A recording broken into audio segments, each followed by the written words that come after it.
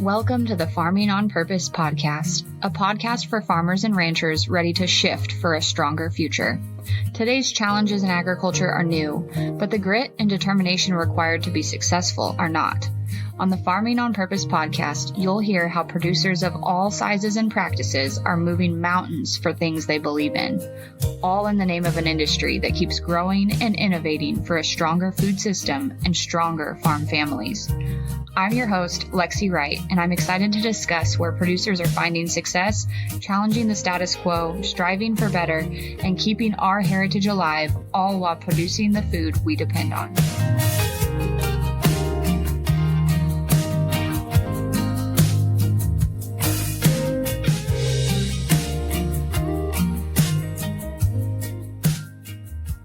Welcome back to Farming on Purpose.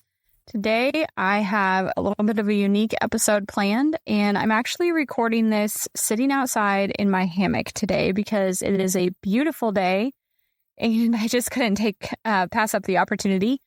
You may hear some barnyard background noise. We're just going to leave that in today, so enjoy the ambiance. But today I wanted to tackle this topic because it's something that's been on my mind a lot over the last year or so. This has been a huge year of leveling up for us in our farm from a small operation that we started about seven years ago, I would say, with our first cows and goats and chickens, and have transformed it today into having some acres and crops, chickens, goats, cows, a dairy cow that is my little pet project, and just running more cows on more acres. So we are still growing and expanding. We have big dreams for the future, but we've also come a long way. And I think it's important to pause and recognize that because we're not very good at doing it. So today, some of the skills that I have learned along the way and am in the process of learning still are ones that I had the opportunity to learn a lot sooner in life and didn't. Probably because my priorities were different when I was younger. But today I wanted to talk through what they were in case it helps any other young farmer or person who's maybe in high school or college, even early years of their career, who is thinking about their future and what it might look like in agriculture. I think there's a lot of things that you can do to set yourself up from an early age to be successful if you know what to focus on. And I had no idea what to focus on. I took all of the agriculture classes my high school had to offer. I knew I wanted to be in agriculture somehow. I didn't know what that would look like for me, because I did not grow up on a traditional farm. It was more of a hobby farm, and my dad was employed in agriculture, and my mom grew up on a farm. My grandma and grandpa farmed, but I just didn't really know what that was going to look like for me. I had big dreams of having horses at the time and enjoyed livestock, but really didn't have a lot of experience with it. Didn't understand at all what it took to be involved in production agriculture from a financial standpoint, from a standpoint of like how many acres or how I would access those acres or any of that. Now, fortunately for me, I married someone who did have more experience and more background in that. And that's actually the very first lesson learned that I want to talk about. So this one's less of a skill and more of a lesson. And that lesson is that being well matched with your spouse in agriculture is of vital importance. And I'm not saying that like I'm the know-all, end-all of this, but I think my husband and I are a good match and communicate well most of the time. We all have our areas that we could grow in. But this one is something that I have seen over and over again on my podcast interviews and just from life experiences, that having a spouse that you are on the same page with when it comes to growing your business makes a huge difference. If you guys are both running in the same direction for your dream, you get so much farther, so much faster versus if only one of you has that dream or if you are going in different directions with that dream. So Lance and I did not really ever discuss what our farm would look like when we were dating or when we first met. But luckily, we were on the same page and wanted a lot of the same things. And there's some things that I would say I'm more interested in than he is, and that he's more interested in than I am, as far as where our farm goes next and how we grow.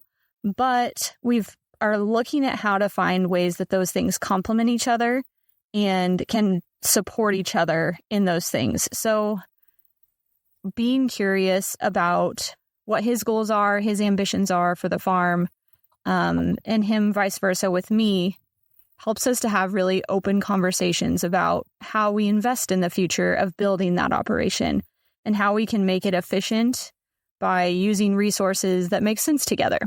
So that's the very first one. Having conversations with your significant other about what the future of farming looks like for them, if it's farming or production agriculture or any involvement in agriculture, really, I think is a very positive conversation to have early on. It is such a huge impact on the lifestyle that you lead. So having a spouse or a significant other that understands that that is part of what you want your life to look like is really important. Does your business accept online payments, credit cards, or bank transfers? You're going to want to know about a tool called ThriveCart. I've been using this tool on my own website and on clients' websites for years and have been so happy with it. ThriveCart is a software tool you can use to design online checkouts with every option you can dream up. You can sell physical and digital products, connect to loads of other softwares you use for your website, accept payments, email marketing, and more. This is the most powerful tool that I use and the lowest cost one for my business. I recommend it for anyone who accepts online payments, who wants to increase their revenue or average order value on any type of product that you sell. In my show notes, you can find an affiliate link that I have for ThriveCart that gets you a great deal on a one-time payment, no subscription, and also allows me to earn affiliate income from this tool that I really enjoy and recommend. If you have any questions about how ThriveCart could work for your business, feel free to shoot me an email and I'd be happy to chat with you about it. Now, back to the show. The second one that I want to talk about is a skill that I wish I had learned sooner and that I am slowly working on learning, and definitely didn't understand how important it would be on a farm at all when I was younger. And that is understanding how engines work, basic mechanic things, small gas engines, understanding like the steps of ignition for an engine, the steps of how the pieces of an engine work together, all of that, how to troubleshoot and figure out what might be the problem. I had no idea how important that would be in farming and in my life, and how many conversations would revolve around troubleshooting engines. We did not have a small gas engines class in my high school. If we had, I would definitely have taken it. And I don't know if I would have understood it better, though. I'm just not very mechanically minded. But that is something that I have come to understand is a huge asset that my husband has, that he can understand and figure out how to fix 90% of things that go wrong with the equipment on our farm. There's a lot of YouTube involved. There's a lot of Google forums involved. But he knows the questions to ask, and that is a huge asset. So if you have an opportunity to take any kind of mechanic class in whatever your education looks like, I would highly recommend it. Working something into your life around that, like watching YouTube videos or checking out a book from the library, I would take small steps now if I were you to start to understand that better. I would be a much better asset to my husband if I had half of a clue of what he was doing half the time when I'm trying to help him fix things. Because I don't know what is going on half the time. So I don't know how to be helpful, and I have to have him walk me through it, which is a lot of stress for him because now he's not only trying to like figure it out as he goes, he's also trying to help me learn. And yeah, it would be much more productive if I had a better understanding. So that is something that I am working on and wish that I had started learning sooner. The next one is actually one that I have done a pretty good job at learning myself, and that is basics of accounting and record keeping. I've always kind of been fascinated by this, and I'm not really sure why, but I really enjoy bookkeeping. Understanding our finances is important to me. Maybe it's because I have my own business. I'm not sure. Maybe it's because I didn't ever really pay attention to it when I was younger. And then when I got a job, I started learning a lot more about, just how much things cost and how much I was making and what it took to be able to keep things afloat. Anyways, record keeping and understanding accounting, I think, are two huge assets that you should have if you plan on going into agriculture or being married to a farmer. So often this task falls to the farm wife, and right, wrong, or indifferent, if it's going to be on your plate or if it's something you're going to be in charge of hiring out or at least being a support person in, it's going to be helpful to understand it and know it a little bit better. I think a lot of folks think that they're just not good at this and it's difficult. They're just not like financially or number minded. And I would challenge that belief. I think there's a lot of different ways that you can look at accounting and record keeping to make it make sense for you, whether it's like a bucket approach or getting into the nitty gritty with the actual numbers. I actually have a tip. Sorry for the chickens in the background. I have a tip for folks who are getting started out. I know that QuickBooks is like the go-to get started financial accounting software for farms most of the time.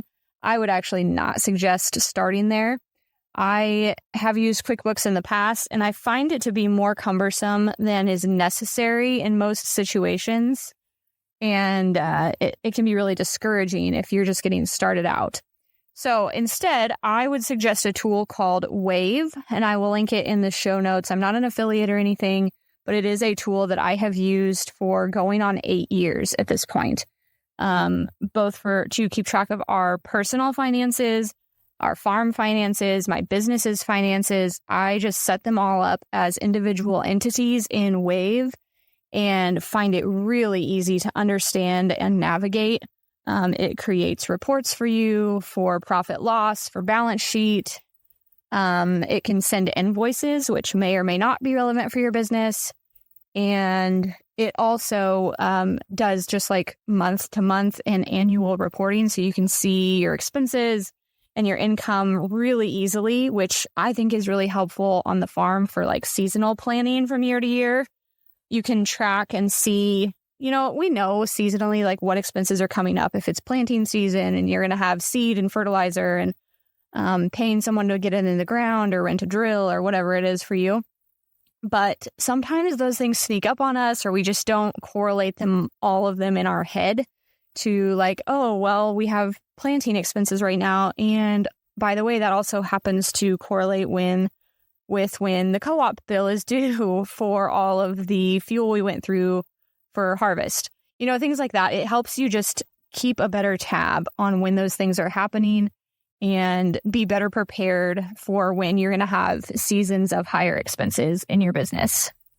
So if you are in FFA, or if you have a student in FFA or 4-H and they have any kind of record keeping activity that goes along with their SAE project or their 4-H project, I would encourage you to pay attention to that, to try to help your young person through it if that's the stage you're at. Because it's going to be a lifelong skill that's going to benefit them. Understanding our financial position is something I think a lot of us have room to grow in. And as a farm wife, I will speak on this specifically.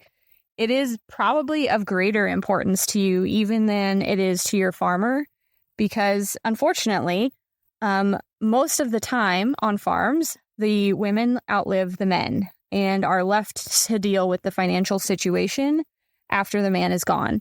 I don't say that to be morbid or anything. I just say it from a realist standpoint of, I think it's really important that you know what the finances are like on your farm and have a good grasp of how they work. So if you are a woman or if you have little people in your home, I would try to get a good grip on your finances and help encourage those people to do so as well so that they are prepared for their future. One other area that I have seen immense reward from this, I guess, is just understanding how to plan for expansion on our farm better.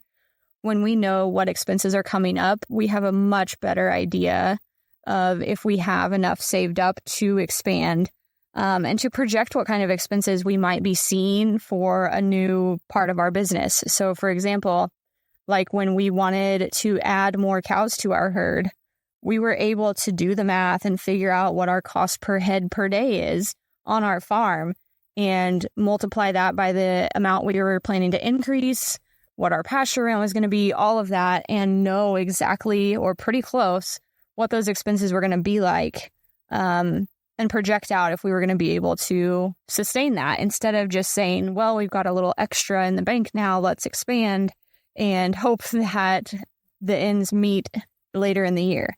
So that has been giving us a lot more confidence in our expansions as we take on new things in the farm because we have good records and are able to interpret them and know what they mean for the future.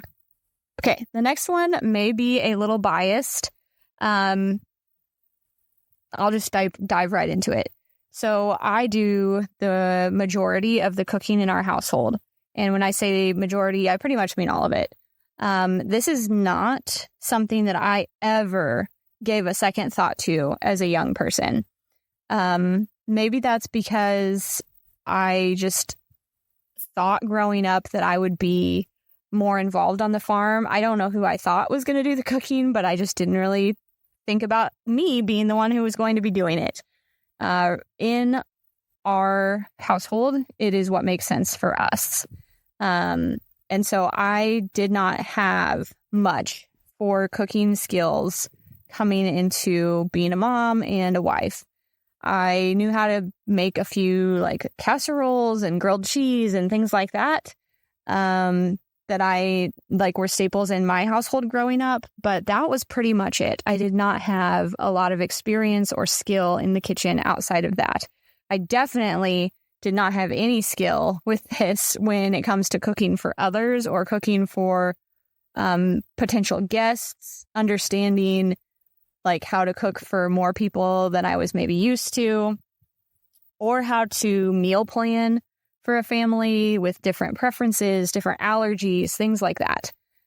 So this is a skill that I wish I would have known that I would use throughout my whole life.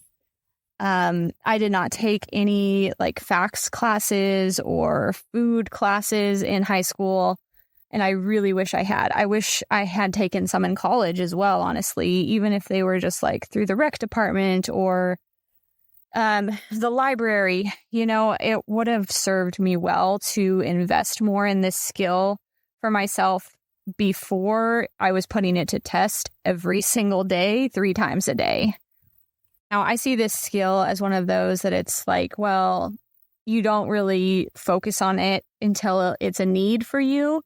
And that's probably true. But if you are planning to go into agriculture or know or think that you might be fulfilling the role of cooking on your farm at some point or another, first off, I would encourage you to think about if you are, this may sound a bit interesting, but I think it's realistic, so I'm going to say it.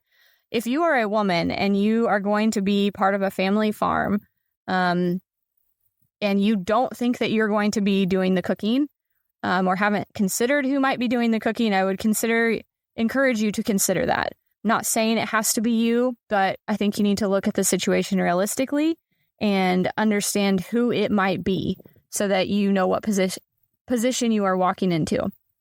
I personally have loved learning to cook and bake, but I have had to focus on creating that passion for it versus looking at it as a stressor in my life. We have a lot of varying food preferences and allergies to cook for, and we're a small farm, so I only see a glimpse of this. I don't know what it's like for people who are feeding multiple hired hands every day or large harvest crews or anything like that. I enjoy learning about it, though, because I hope that one day we are doing that. I hope that we are involving more people in our farm and that I can have the blessing of cooking for them. Even if you aren't personally planning to be living on a farm or feeding other people in your farm business, I think it's a great skill to learn and to be teaching your kids, because it's something that all of us do every day. And learning to do it skillfully and efficiently is a great asset in life, because we don't want to have this constant stressor in our lives 3 times a day, taking up time and mental energy when we could just learn the skill and be much better off for it. So how to approach this? I think an easy way, a smart way maybe is a better term to do this, is to think about base ingredients that you would often be cooking with and finding recipes that are quick to make or that you can pre-prepare ingredients for ahead of time, especially if you enjoy being out on the farm doing the work the day of as well. So, for example, if you like being part of processing cows, but you are also knowing that people are going to be hungry when they're done and you want to have dinner on the table, having thoughts and ideas and recipes that you can turn to and make happen quickly without a lot of stress on your part is going to be a huge asset to you. So finding some ingredients that you know you can cook with frequently and comfortably that can potentially be somewhat prepared ahead of time and then added together or mixed and remixed or frozen or whatever that looks like. And thinking about how you might do that as part of a regular routine. So incorporating meal preparation and planning into your daily life is something that I think everyone could benefit from, but especially if you are potentially going to be cooking for other people in your family, outside your family, on a regular basis as part of your daily life. The next one that I'm going to say might sound a bit strange at first, but I think that it saves us a lot of stress in our marriage and our family and on our farm, and that is event planning. And you may say, well, that's crazy. I don't have events on my farm. What I really mean is getting on the same page with the rest of your family or whoever you farm with about time frames that things are going to take place on your farm. This is probably like one of the most memeified things in farm life that's like, well, you can't make a plan with a farmer because of the weather, or they get a harebrained idea, or the cows got out, or whatever it is. And it's just really challenging to plan around farm life. But I think that we can plan what we can plan, knowing that we will have to be flexible when the time comes. But what I like to do is talk with my husband about timeframes that we kind of expect things to happen and look at how realistic that we are being. So, for example, in the summer months here, we had a lot of projects that we wanted to check off the list. And it's really easy for us to kind of like just make the long list and be like, yeah, we're just going to get it all done. It's just going to happen. But realistically, that is not going to happen. We need to break down the tasks of those different things that we want to accomplish. Think about how long they're going to take. Think about how they fit into the rest of our lives. And then go from there to think about scheduling them. And when we get them on a timeline like that, thinking like, okay, here are the things, the tasks, the priorities in August. Here's all the other stuff that's going on in August. And here's what we realistically can accomplish, knowing that other things are going to come up too, like an incredibly wet August, which we've had for the last couple weeks here. And just thinking about that and communicating, figuring out how to be on the same page and how to have those conversations without it causing stress for the other person. And that is the key there, I think. That open communication and that communication of priorities and what you want to happen during that time frame is where I think a lot of the miscommunication can come from differing priorities and inadequate communication around what should or shouldn't be happening at a certain time. So I think there's a couple ways that you can do this. I mentioned, mapping out what you want to have happen, what's important to you, what's important to your spouse or your other family members, what you already know is happening or could be happening during that time, and then sitting down together and being really realistic about where it fits on a calendar. That's one thing. I think the other thing to do is to try to approach these conversations with a really open mind, and recognize that there are probably going to be differing priorities. There are probably going to be things that are important to you to make happen that are not even on your spouse's radar at that time. And so communicating about it first can really change how things go and make sure that you're on the same page, because it's just unrealistic to assume that both of you are going to want the same things to happen or even expect the same things to happen in any given time period, especially if you are busy and you both have different roles on the farm, or one of you has another business or another job or anything like that. Schedules get complicated, especially this time of year with school starting back up. And it's a shift in seasons. People are starting to be thinking about fall and all that brings with it for the farm. So having those conversations clearly, openly, knowing what each other's priorities are, and then being realistic about what it can actually happen is going to serve you well and avoid some stress. So if I could go back in time and tell myself that these are going to be the things that are most important to me when I am in the thick of growing a farm, I think that I could have benefited a lot from those. So if you are preparing to enter that stage or in that stage, or have family members who are younger or preparing to enter that stage, I hope that this helps them think about some of the things that might be part of their life day to day in the future when they are building their own operation. One of the things that I think we forget to do sometimes in agriculture is reflection, especially when we think about reflecting on how a season went or how a year went, or even how, just the past time period up to this point that we've been working towards something has gone. And reflection is such a key thing that we can do to change the trajectory of what we're doing on our farm, and really just learn from our experiences in the past.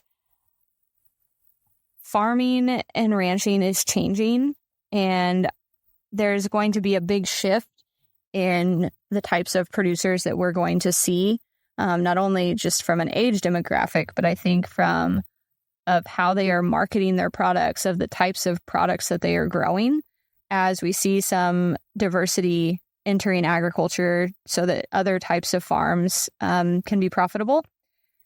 And so I think that one of the key pieces that we need to hold on to as we see these big shifts is heritage and the things that generations before us have learned. So I would just encourage you to sit down if you have someone in your family who's been farming for a while or has been through some different seasons of farming, and ask them what they wish they would have known when they were younger, because you probably can take a lot from it. And at the very least, you will improve the relationship with that person by hearing their perspective. The other thing that I think we can do is really just look at how far we have come as we get through a season or get through the next stage of growth on our farm. It's easy to just plow ahead and keep thinking about, I'm not quite to the goal or to the place I'd like to be yet. But when we stop and look back at how far we've come, it really unfolds to show the picture of hard work that is actually been happening. So now it is your turn. I would take a moment and reflect personally on some things that you wish you could tell your younger self and lessons that you have learned. Reflect and just think back to how far you've come, the lessons that you're proud of yourself for learning that have supported you. And this might uncover things that or areas that you need to continue to focus on that have helped you find success to this point and that can help you continue to build success in the future. Or maybe identify some weaknesses that you could develop more skills around. Most importantly, if you are planning what your farm or operation is going to look like or how to expand your operation, or just dreaming of what your farm will be one day, I would really encourage you to think about what your day-to-day life might be like. I think we can get caught up in the goals or the idea of, well, I want to run 100 cows, or I want to do X by this year. Things like that when we think about how that actually affects our life experience and how we live life on a day-to-day basis, it can be pretty unrealistic and actually maybe not the most important priority when we think about it that way. So thinking about how you want to experience life on a day-to-day basis, because we're only guaranteed one day at a time, and seeing how that matches up with your priorities and your goals, and kind of feeling out some of the different skills that maybe you need to develop as you go through that. So thinking about what you will be doing on a day-to-day basis when you get to that point in that goal, and what skills will support you once you are there and as you get there. And lastly, I would love to know some of the things that you have learned along the way, or are really glad you have learned, or maybe wish you had learned sooner, to help other people along on their farming and ranching journey. If you would be able to share some of the things that you wish you could tell your younger self in our Farming on Purpose podcast Facebook page, that would be so enjoyable to just kind of share that community there and hear the expertise and wisdom from other folks. And maybe you'll find somebody that can give you some good advice, or that needs to hear the story that you have to tell. So you can find the Facebook group in the show notes, and go ahead and stop by and maybe just drop one thing in there that you are glad that you have learned along the way, or that you wish you would have known sooner that other people could benefit from. Have a great week. We'll see you next time.